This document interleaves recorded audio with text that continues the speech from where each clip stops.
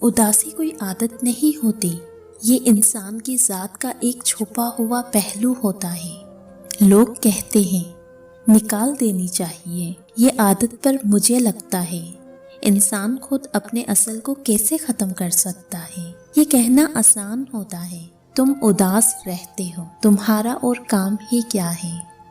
پر سامنے والے پہ آگہی کے در ایسے کھلے کہ وہ چہرے پڑھنا سیکھ جائے، وہ حساسیت کے اس درجے پہ ہو جہاں وہ مسکراہٹوں میں چھپے درد سمجھ لے، کسی اجنبی کی آنکھوں سے بہتے آنسوؤں پر اس کی اپنی آنکھیں بھیگنے لگیں، اور کسی کا دکھ ایسے محسوس ہو جیسے وہ اپنا دکھ ہے، تو پھر ایسے لوگوں کو اپنی مسکراہٹیں کھوکھلی لگنے لگتی ہے، اور سکون پھر اپنی ذات اور اس سے جڑے چند رشتوں تک محدود دائرے میں ہی ملتا ہے۔